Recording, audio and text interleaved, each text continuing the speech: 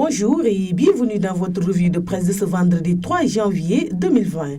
Les quotidiens parvenus ce vendredi au groupe Média du Sud traitent de plusieurs sujets, de la question sur un éventuel troisième mandat du président Macky Sall à la criminalisation du viol en passant par le dialogue national.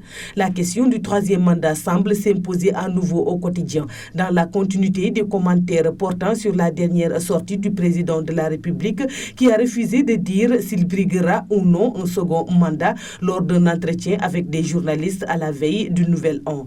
L'opposition dit non au ni oui ni non de Macky Sall, rapporte à ce sujet le journal Le Quotidien, selon lequel la coalition Taxawu Sénégal, par exemple, dit rester sur la faim, tandis que PASTEF dénonce des légèretés. Le PDS, lui, estime que le président prend des Sénégalais pour des demeurés. Bref, c'est un non ou un ni oui ni non du président Sall, indique Le Quotidien, pendant que le dialogue national accentue la division de l'opposition selon Walf Quotidien. Les députés Mamadou Lamine Diallo et Mamadou Diop Decroix se lancent des flèches.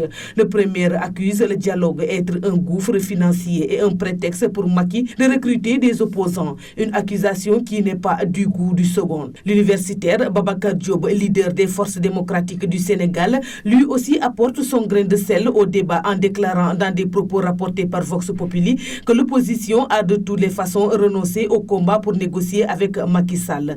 Critique de sa part laisse entendre que la question du troisième mandat serait en lien avec la directive du président Sall, demandant aux dirigeants des institutions et grandes agences de l'État de communiquer sur les réalisations du pouvoir et offrir à l'opinion différents sons de cloche sur les réalisations de l'État. En croire ce journal, cette directive présidentielle est entrée en vigueur avec le discours à la nation prononcé par Macky Sall le 31 décembre. Elle est sortie orchestrée de Moustapha Niasse et Aminata Mbengue Ndiaye dans le cadre de cette offensive médiatique sans précédent. Aussi, Sud Quotidien ouvre-t-il sur les premières préoccupations de Macky Sall pour 2020, notant que le Conseil des ministres tenu jeudi a été un prétexte pour le chef de l'État de demander au ministre des Finances et du Budget de faire le point sur les diligences effectuées pour l'effectivité du budget programmé dans la dynamique d'ancrage d'une culture de performance. Dans le même temps, l'évaluation de la situation économique du Sénégal par l'UEMOA, l'Union économique et monétaire ouest-africaine, fait état de mauvais points en matière de croissance, d'inflation et de déficit budgétaire, rapporte l'AS.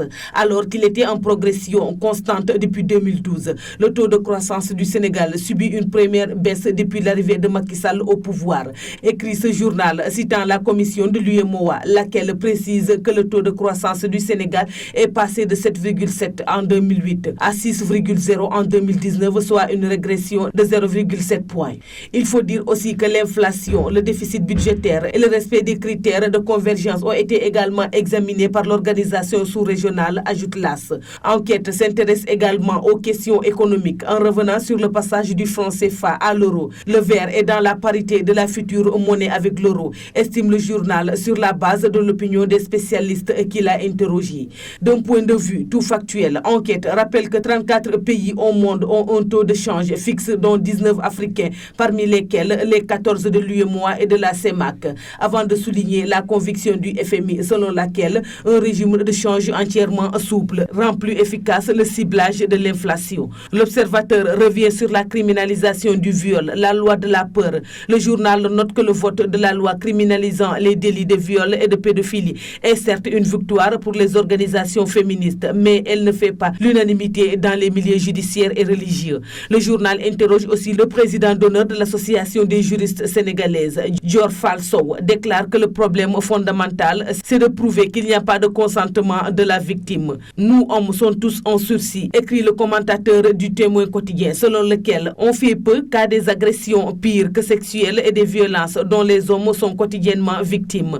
Et le journaliste de rappeler que la loi Latif Gueye criminalisant le trafic de drogue continue de broyer d'innocentes victimes sans que les dits trafics ne cessent. Et enfin, Le Soleil s'intéresse à la question de la rupture des médicaments, une anomalie dont il fait la radioscopie et dont le remède consiste, selon le journal, à mettre en place une industrie locale forte.